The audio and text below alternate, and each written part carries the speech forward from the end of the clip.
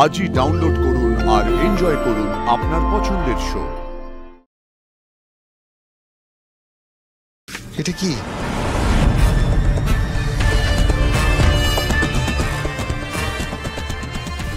আমি এই মুহূর্তে আপনাকে ডিভোর্সটা দিতে পারছি না স্যার, সরি। আমি চললাম।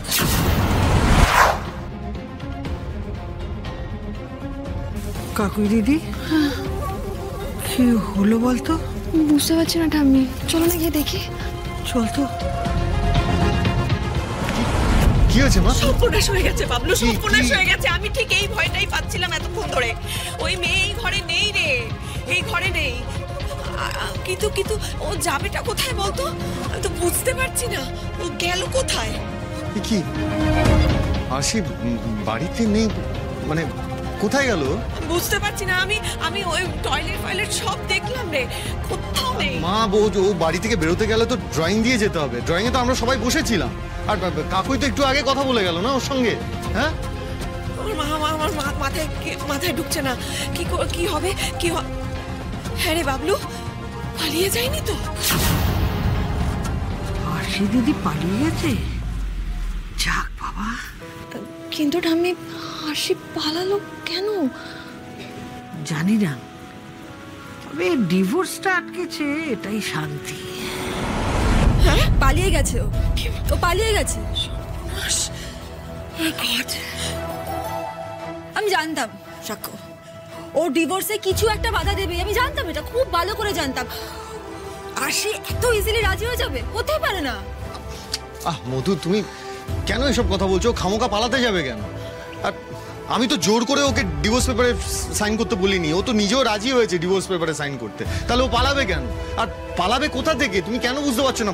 বাইরের দরজা দিয়ে বেরোতে গেলে তো ড্রয়িং এর উপর দিয়ে যেতে হবে, আর ওখানে আমরা সবাই বসেছিলাম। সেকেন্ড কোনো রাস্তা নেই? আছে আছে আছে আছে আছে আছে আমাদের বাড়ির পুরনো দিকটায় পেছনে একটা দরজা আছে না, যেদিক দিয়ে সুইপার আসা যাওয়া করতো। এখন আর সেই দরজাটা ব্যবহার করা হয় না, বন্ধ আছে অনেক দিন ধরে। আমার মনে হয় ওই রাস্তাটা ও খুব ভালো করে চেনে। আর চিনবেই না বা কেন? ও তো এই দিকটাতেই পড়ে থাকে সারাক্ষণ। আমি বলছি তোকে বাবলু, ও ওই রাস্তা দিয়ে পালিয়েছে। দেখতে হবে, দাঁড়া। সর। আর সে পালিয়ে যাবে? কিন্তু পালিয়ে যাওয়ার মেয়ে তো নয়। বেশ হচ্ছে, আশি দিদি পালিয়েছে, এবার বোঝ ঠেলা। কিন্তু আমি আশি পালালো কেন? আমার মাথায় কিছু ঢুকছে না। বাবলু, যা ভেবেছিলাম ঠিক তাই। পেছনের দরজা দিয়ে ওই মেয়ে পালিয়ে গেছে। দরজাটা হাট করে খোলা। কি হাসি পালিয়ে গেছে? কিন্তু কেন? তোমার এখনো বিশ্বাস হচ্ছে না যে আশি পালিয়ে গেছে? ও তোমাকে ডিভোর্সটা দিতে চায় না সাক্ষ্য। গড, এবার কি হবে? হ্যাঁ সাক্ষ্য, আমাদের বিয়েটা আটকে যাবে তো ও চলে গেলে। মধু, এখনই এত প্যানিক করো না। হাসি পালিয়ে গেছে এটাই তো আমি বিশ্বাস করতে।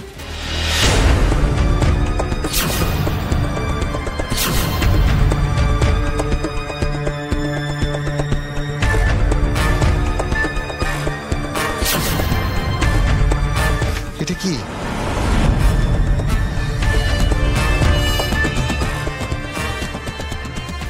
আমি এই মুহূর্তে আপনাকে ডিভোর্সটা দিতে পারছি না স্যার, সরি। আমি চললাম।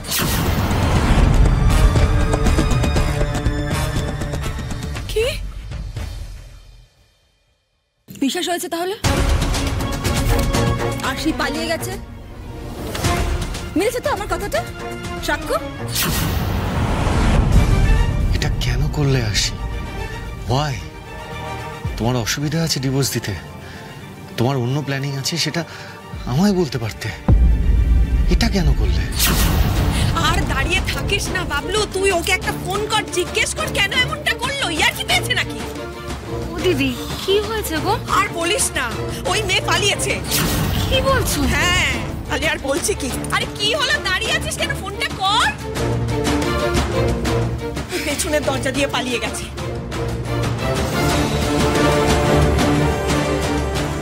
The subscriber is currently switched off. হলো? সুইচ অফ বলছে। পালিয়ে গেছে ওই গড, এটা আমার মাথা আগে কেন এলো না? না আমি তাহলে নিজের দরজার সামনে দাঁড়িয়ে পাহারা দিতাম। দেখলে দিদি, ওই হতচ্ছাড়ি মেয়েটার কাণ্ডটা তুমি দেখলে? আরে বাবলু হচ্ছে ওর সোনার 3 পাড়া হাঁস। বাবলুকে ডিভোর্স দিয়ে এত তাড়াতাড়ি হাতছাড়া করে দেবে? আরে সেই জন্যই তো পালিয়েছে, বুঝলে না? কাকুই দিদি, ঈশ্বর আছেন, উনি উপর থেকে সব সামলাচ্ছেন। কিন্তু ঠাম্মি, আমি তো একটা জিনিস বুঝতেই পারছি না। ও তো কিছুক্ষণ আগে আমাকে বললো সাক্ষ্য তাকে ডিভোর্স দেবেই, ও পালালো কেন? আর পালিয়ে গেল কোথায়?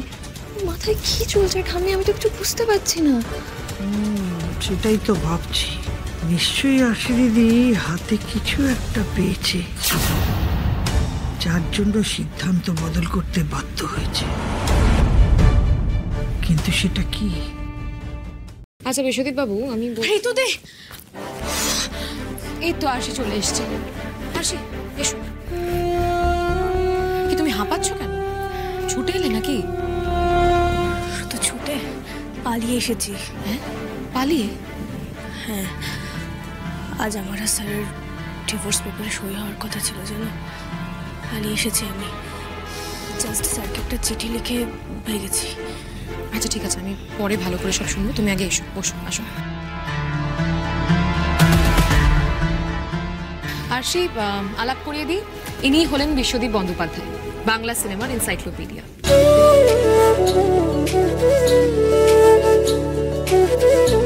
তুমি হচ্ছে আরশি, মানে সাক্ষ্যজিতের স্ত্রী। কি ভালো কাজ করছে ছেলেটা, আর এখন তো সুপারস্টার। ভালো ভালো, ওকে কিন্তু বেশ লাগে আমার। আর ইনি হলেন দেবাশিস মাইতি, এককালে বাঘা বাঘা পরিচালকদের চিফ অ্যাসিস্ট্যান্ট ডিরেক্টর হিসেবে কাজ করেছেন। আর ইনি প্রথম মধুবনীকে ইন্ডাস্ট্রিতে নিয়ে এসেছিলেন। আর আমি এসে বিশ্বদীপ বাবুকে মধুবনীর ব্যাপারে জিজ্ঞেস করতে উনি আমাকে দেবাশিস বাবুর কথা জানান। উনিও কাছাকাছি থাকেন, তাই বিশ্বদীপ বাবু যোগাযোগ করতে উনি এখানে চলে এলেন। তারপরে যা শুনলাম, সেই জন্যই তোমায় ডেকে পাঠালাম আরশি। দাদা, আপনি যদি পুরো ব্যাপারটা আরেকবার আরশিকে খুলে বলেন, মানে আপনার মুখ থেকে শোনাটাই ভালো হবে। প্রথমেই বলে দিই, ভাগ্যবিধাতা নায়িকা হিসেবে মধুবনীর প্রথম কাজ হলেও অভিনেত্রী মধুবনীর কিন্তু ওটা প্রথম কাজ নয়। মধুবনী তার আগেও অন্য একটা সিনেমায় সাইড ক্যারেক্টারের রোল প্লে করেছিল, আর সেটা ছিল নিরঞ্জন চৌধুরীর পরিচালনায় নন্দিনী। আর আমি ওকে খুঁজে এনেছিলাম বলতে পারো। সেও প্রায় আজ থেকে 16 বছর আগের ঘটনা। সে বছর আমি ওই বসিরহাটে একটা স্কুলের সুবর্ণ জয়ন্তী অনুষ্ঠানে গেস্ট হিসেবে গেছিলাম। ওখানেই আমি প্রথম ওদের 2 বোনকে দেখি, দিয়া আর রিয়া, 2 যমজ বোন।